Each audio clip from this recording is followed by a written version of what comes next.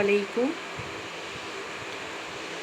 ધોરણ 8 વિષય સામાજિક વિજ્ઞાન, પાઠ નંબર 2 આપણી આસપાસ શું। વિદ્યાર્થી મિત્રો, તમને આજના હોમવર્કમાં એક PDF રૂપે પાઠ નંબર 2ની આપેલી છે।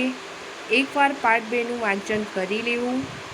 આપણે પાઠની શરૂઆત કરતાં પહેલાં એક વાર્તા સ્વરૂપે પાઠમાં દર્શાવેલું છે, એની એકવાર પ્રસ્તાવના જોઈએ, પછી આપણે આગળ સ્લાઇડ તરફ જઈએ છીએ કે આપણી આસપાસ શું। ધ્વનિત મમ્મી સાથે બગીચામાં ફરતો હતો। ફરતા ફરતા તેના મનમાં એક પ્રશ્ન ઉદ્ભવ્યો, આપણે જે જમીન પર ચાલીએ છીએ એ કેવી રીતે બની હશે? ધ્વનિતે આ પ્રશ્ન મમ્મીને પૂછ્યો। મમ્મી કહે છે કે તું દરરોજ સૂર્યને જુએ છે। આ સૂર્યનું પણ એક કુટુંબ છે, જેને આપણે સૌર પરિવાર તરીકે ઓળખીએ છીએ। શું કહે છે કે ધ્વનિત એની મમ્મી સાથે બગીચામાં ફરવા જાય છે, તો ફરતા ફરતા એ ધ્વનિતના મનમાં એક પ્રશ્ન ઉદ્ભવે છે। એના મમ્મીને કહે છે, મમ્મી આપણે જે જમીન પર ચાલીએ છીએ તે કેવી રીતે બની હશે? એના મમ્મીને પ્રશ્ન પૂછે છે। તો એના મમ્મી શું કહે છે કે તું દરરોજ સૂર્યને જુએ છે, તો કે આ સૂર્યનું પણ એક કુટુંબ છે। એ કુટુંબને સૌર પરિવાર તરીકે ઓળખવામાં આવે છે। કેમ સૌર પરિવાર તરીકે ઓળખવામાં આવે છે? કે તેના પણ અલગ અલગ સૌર પરિવારમાં ગ્રહો આવેલા છે, એનું પણ એક કુટુંબ છે। હવે આપણે જે સ્લાઇડ તરફ જઈએ, અહીં કહે છે, પૂછે છે, મિત્રો કોઈને પૂછવામાં આવે કે તેની આસપાસ શું છે, તો તે વ્યક્તિ કહેશે હવા, પાણી, ધૂળ, સૂર્યપ્રકાશ વગેરે। કે કોઈ પ્રશ્ન પૂછે છે એના મિત્રને કે એના મમ્મીને કે એના પપ્પાને, તો કહે છે કે તમારી આસપાસ શું છે? તો આપણે તરત વિચારતા પહેલાં જવાબ આપી દઈએ, તો કે તે વ્યક્તિ કહેશે કે હવા છે, પાણી છે, ધૂળ છે અને સૂર્યપ્રકાશ છે। આ બધું પૃથ્વીમાં સમાયેલું છે। તો કે હવા, પાણી, ધૂળ, સૂર્યપ્રકાશ આ બધું શેમાં સમાવેલું છે? તો કે પૃથ્વીમાં સમાયેલું જોવા મળે છે। સૌર પરિવારનો આ ગ્રહ કે જેનું સ્થાન શુક્ર અને મંગળ ગ્રહની વચ્ચે આવેલું છે, કે સૌર પરિવાર છે, સૂર્યનું પણ એક પરિવાર છે। એ પરિવારમાં જેનું સ્થાન કે શુક્ર અને મંગળ ગ્રહની વચ્ચે આ પૃથ્વી અહીં જોવા મળે છે। આ ઉપરાંત એકમાત્ર પૃથ્વી જ છે કે જ્યાં સજીવોને અનુકૂળ તાપમાન, પાણી અને હવા મળી રહે છે। ત્યાં સૌર પરિવાર છે, એમાં એકમાત્ર પૃથ્વી જ એવો ગ્રહ છે કે જે સજીવ સૃષ્ટિ માટે, સજીવો માટે અનુકૂળ તાપમાન, પાણી, હવા તેમને પૃથ્વી પર જ મળી રહે છે, કે જે અન્ય ગ્રહો પર શક્ય નથી। આમ આપણી પૃથ્વી અજોડ છે, કે કોઈ પણ એવો ગ્રહ નથી કે જ્યાં જીવન શક્ય હોય। તો કે આપણી પૃથ્વી જ એવી અજોડ છે કે જ્યાં આપણને અનુકૂળ તાપમાન, સજીવ માટે રહેઠાણ, હવા, પાણી બધું આપણને પૃથ્વી પર જ મળી રહે છે। પૃથ્વીના ઉદ્ભવ અંગે અનેક વિદ્વાનોએ વૈજ્ઞાનિક અભિગમ ધરાવતા વિચારો પણ રજૂ કર્યા છે, કે આ પૃથ્વીના ઉદ્ભવ અંગે પણ કેટલાક વિદ્વાનો છે, વૈજ્ઞાનિકો છે, એમે પણ કેટલાક વિચારો, તેમના પ્રત્યે જેટલા વિચારો છે એ વિચારો પણ તેમણે રજૂ કર્યા છે, કે જે આપણા જ સજીવોના જીવન માટે કે જે જરૂરી છે, તો કે હવા, પાણી, તાપમાન એ બધું પૃથ્વી પર જ જોવા મળે છે, કે તેના પરિવારના અન્ય કોઈ પણ સભ્યો પાસે આ પ્રકારની અનુકૂળતા જોવા મળતી નથી, અને આજ સુધી પણ તેનો કોઈ પુરાવો જોવા મળતો નથી।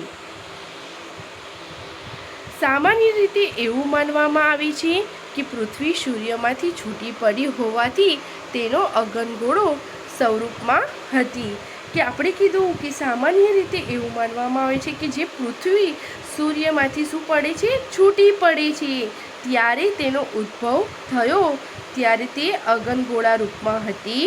તો કે આ જે અગનગોળો છે એ અગનગોળો ધીમે ધીમે ઠંડો પડવા લાગે છે. તો કે આ સૂર્યનો જે અગનગોળો છે એ ધગધગતો હોય છે અને ધીરે ધીરે જે પૃથ્વીમાંથી જે છૂટો પડે છે તો એ ધીરે ધીરે ઠંડો પડતો જોવા મળે છે. તો કે ઠંડો પડતો જોવા મળે છે તો તેના કેટલાક તત્વો હોય છે વિદ્યાર્થી મિત્રો.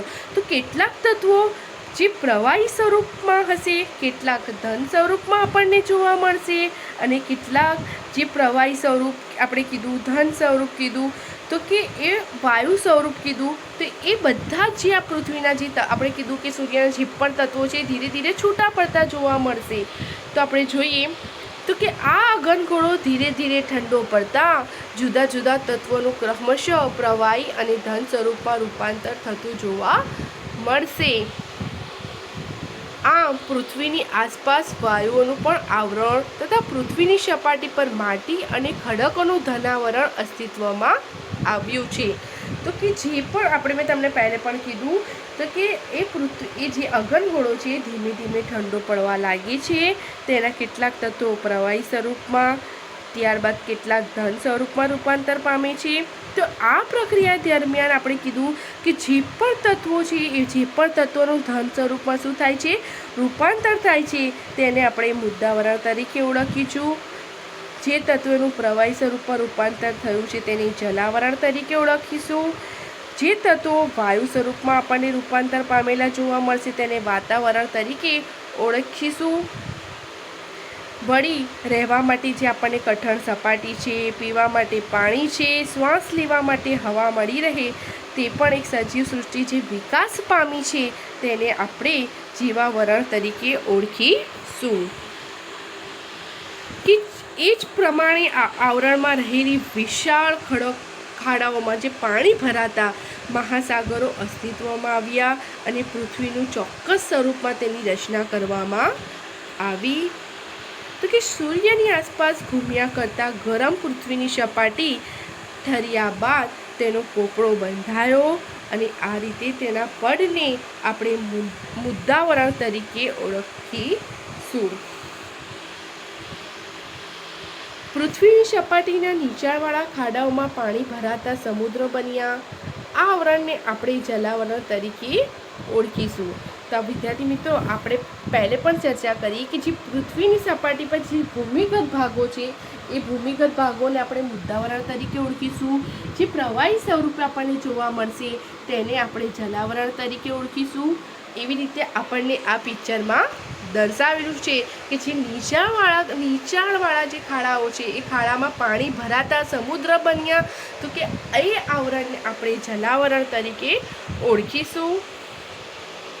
પૃથ્વીની સપાટી પર ચારે બાજુ વીંટળાઈને આવેલા વાતાવરણ તરીકે ઓળખીશું. કે પૃથ્વીની સપાટી પર ચારે બાજુ વીંટળાઈને આવેલા હવાના આવરણને વાતાવરણ તરીકે ઓળખવામાં આવે છે. પછી છે કે આવી જ રીતે પૃથ્વી પર જીવસૃષ્ટિ વિકાસ પામી અને સજીવ સૃષ્ટિના આવરણને આપણે જીવાવરણ તરીકે ઓળખવામાં આવે છે.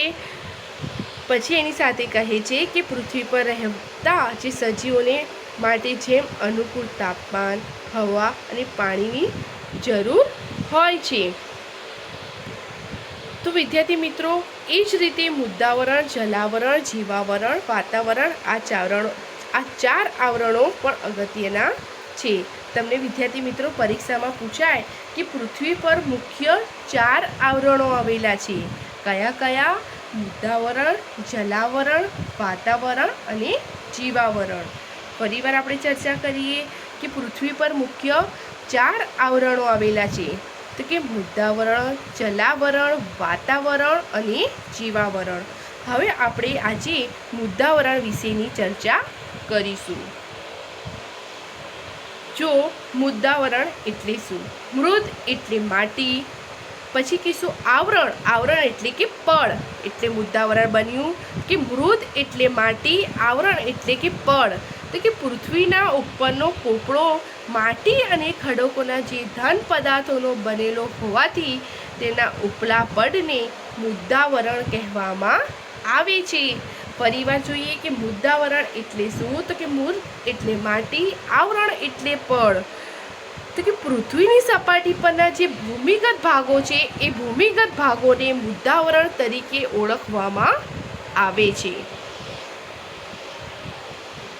આ પોપડો માટી અને ખડકોનો બનેલો હોવાથી તેની સપાટી જેમ જેમ ઊંડે જઈએ તેમ તેમ તેના તાપમાનમાં વધારો થતો જોવા મળે છે. કે પૃથ્વીની સપાટીથી આપણે જેમ જેમ પૃથ્વીના પેટાળના ઊંડાણ ભાગોમાં જતા જઈશું તેમ પૃથ્વીના તાપમાનમાં સતત વધારો થતો જોવા મળશે. તો તમને અહીંયા એવું કહી શકાય કે પરીક્ષામાં પૂછાય કે પૃથ્વીની સપાટીનો આશરે કેટલા ટકા ભાગ મુદ્દાવરણ રોકે છે વિદ્યાર્થી મિત્રો? તો કે 29% જેટલો મુદ્દાવરણ ભાગ રોકે છે. ફરીવાર જોયું કે મુદ્દાવરણ એટલે શું? મૃદ એટલે માટી, આવરણ એટલે કે પડ. તો કે પૃથ્વીની સપાટી પરના ભૂમિગત ભાગોને મુદ્દાવરણ તરીકે ઓળખવામાં આવે છે. એ પછી આપણે ચર્ચા કરી કે તે પૃથ્વીની સપાટીનો આશરે 29% જેટલો ભાગ મુદ્દાવરણ રોકે છે. પછી બીજી સ્લાઇડમાં કીધું તો કે આપણે કીધું પૃથ્વીની સપાટીથી આપણે જેમ જેમ પૃથ્વીના પેટાળના ઊંડાણ ભાગોમાં જઈશું તેમ તેમ તેના તાપમાનમાં સતત વધારો થતો જોવા મળે છે. આ પૃથ્વીના પેટાળમાં વધારે ગરમને લીધે અંદરના ખડકો પણ પીગળી જઈને પ્રવાહી સ્વરૂપમાં ફેરવાઈ જાય છે, જેને આપણે મેઘમાં ભૂરસ તરીકે ઓળખીએ છીએ. જો તમને 1-2 વાક્યમાં પરીક્ષામાં પૂછાય કે મેઘમાં એટલે શું? મેઘમાં એટલે કે ભૂરસ. એ કોને કહેવાય? તો કે પૃથ્વીના પેટાળની પ્રચંડ ગરમીને લીધે જે પીગળેલા ખડકો છે એ પીગળેલા ખડકોના જે રસ બને છે એ રસને આપણે મેઘમાં ભૂરસ તરીકે ઓળખીશું. ફરીવાર વિદ્યાર્થી મિત્રો કે મેઘમાં એટલે શું? મેઘમાને ભૂરસ પણ કહેવામાં આવે છે. કે પૃથ્વી જ એટલી ગરમ હોય છે, એટલી પ્રચંડ હોય છે કે એના લીધે જે ખડકો પીગળી જાય છે તો ખડકો પીગળીને રસ બને છે. એ રસને આપણે મેઘમાં કે ભૂરસ તરીકે ઓળખીશું.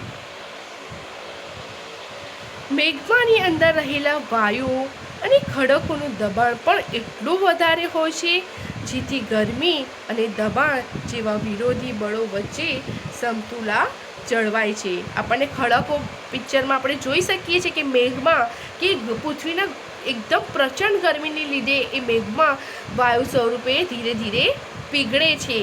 એના ખડકો પણ આપણને તીર દ્વારા દર્શાવેલું પિક્ચરમાં જોઈ શકીએ છીએ. કે પૃથ્વીનો જે ભૂગર્ભમાં કેટલાક વાયુ પણ હોય છે જે ગરમ થતાં ઉપરની તરફ દબાણ કરે છે, દબાણ કરીને એ બહાર નીકળવાનો પ્રયાસ કરે છે, પરંતુ તેમના જે ઉપરના ખડકો છે એ ઉપરના ખડકોનું દબાણ એટલું જ હોય છે કે બંને પરસ્પર વિરોધી દબાણોની વચ્ચે સમતુલા જળવાતી નથી.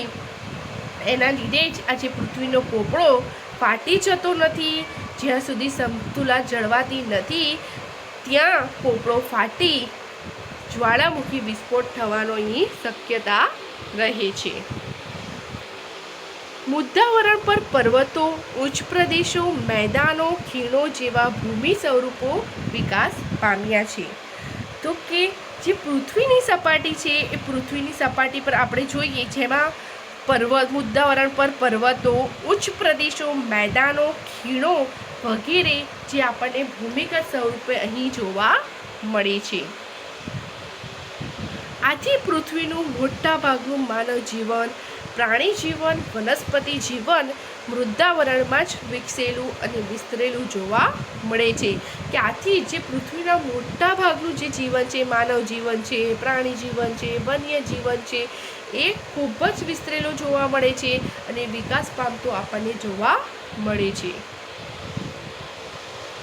મૃદ્દાવરણ એટલે મનુષ્ય, પ્રાણી અને વનસ્પતિના જીવનનો મુખ્ય આધાર. કેમ આધાર વિદ્યાર્થી મિત્રો?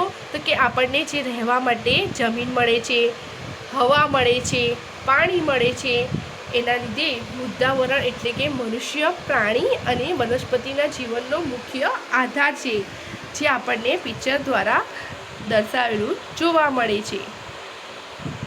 આપણને રહેવા માટે ઘર, પીવા માટે પાણી, ખોરાક માટે ખેતી તેમજ ઉદ્યોગ ધંધા માટેની પ્રવૃત્તિઓ પણ મૃદાવરણના આધારે જ થાય છે. માટે તેને ધરતીનો ધબકાર પણ કહી શકાય. વિદ્યાર્થી મિત્રો, જો મૃદાવરણને લીધે જ આપણને રહેવા માટે ઘર મળે છે, પીવા માટે પાણી મળે છે, ખેતી તેમજ ઉદ્યોગ ધંધા માટે જમીન મળે છે, તો કે આ બધું જે મૃદાવરણ છે, મૃદાવરણના આધારે જ આપણે ધરતીનો ધબકારો એમ કહી શકીએ. ઉપરાંત મૃદાવરણના કારણે ખનિજ તેલ, પાણી તથા ઘણા ખનિજો પણ મળી રહે છે. કે આપણને મૃદાવરણને કારણે જ જે ખનિજ તેલ છે, પાણી છે અને કેવા કેટલાક ખનિજો જે આપણને મળી રહે છે. આમ દરેક સજીવની ઉત્પત્તિથી અંત સુધીની યાત્રાનો આધાર બિંદુ એટલે મૃદાવરણ. વિદ્યાર્થી મિત્રો, કે જે મૃદાવરણ છે એ મૃદાવરણ દરેક સજીવની જે ઉત્પત્તિ છે, ઉત્પત્તિથી માંડીને તેનું ઠેઠ સુધીની જે પણ યાત્રા છે એનો આધાર બિંદુ કોણ ગણવામાં આવે છે? તો કે મૃદાવરણ જ ગણવામાં આવે છે. મૃદાવરણ આપણને આધાર આપે છે, છતાં માનવ જાતિ પોતાના વિકાસ માટે જે પ્રવૃત્તિ કરે છે તેનાથી જ મૃદાવરણ જોખમાય છે. તો કે મૃદાવરણ અનેક રીતે આપણને ઉપયોગી છે. તો કે જે માનવીનું નિવાસસ્થાન આપે છે, આપણને માનવીને રહેવા માટે રહેઠાણ આપે છે, ઘર બાંધવા માટે સામગ્રી આપે છે, એવા આપણે કીધું કે પીવાનું પાણી આપે છે, ખેતી અને જંગલો માટે જમીન, ઉદ્યોગી જરૂરો દરેક રીતે આપણને મૃદાવરણ ખૂબ જ ઉપયોગી જોવા મળે છે. તો કે માનવ જીવન પર અસર થાય છે, કે જે પ્રવૃત્તિ આપણા માટે જોખમ ભરી હોય છે તો પણ એ માનવ જીવન એ પ્રવૃત્તિ કરતો રહે છે. એના કારણે જે માનવ જાતિનો જે પોતાનો વિકાસ પણ એ પ્રવૃત્તિ દ્વારા જ અહીં થતો જોવા મળે છે. ઉદાહરણ તરીકે જોઈએ તો ખનિજ મેળવવા વધુ પડતું ખોદકામ, ભૂમિગત અણુ પરીક્ષણો, ખનિજ તેલ શોધવા ખૂબ જ ઊંડું સારકામ, પાણી માટે વધુ પ્રમાણમાં પાતાળ કૂવા ખોદવા વગેરેની અસર માનવ જીવન પર થાય છે. વિદ્યાર્થી મિત્રો, આપણને અહીં એક ઉદાહરણ સ્વરૂપે બતાવ્યું છે કે જો ખનિજ તત્વ મેળવવા માટે આપણે ઊંડા ખોદકામ કરતા હોઈએ છીએ, ભૂમિગત જે અણુ પરીક્ષણો કરતા હોઈએ છીએ, ખનિજ તેલ શોધવા માટે પણ આપણે ઊંડા જે કૂવા ખોદીએ છીએ, પછી પીવા માટે આપણે પાતાળ કૂવા કે જે બોર બંધા છે, ઊંડા કૂવા કરીને ખોદકામ કરે છે, એ આપણા જે માનવ જીવન પર પણ તેની અસર થતી જોવા મળે છે. વિદ્યાર્થી મિત્રો, આપણે આ લેક્ચરમાં અહીં સુધી જ અભ્યાસ કરીશું. નેક્સ્ટ લેક્ચરમાં આપણે આગળ બીજા આવરણ વિશે અભ્યાસ કરીશું. Thank you so much.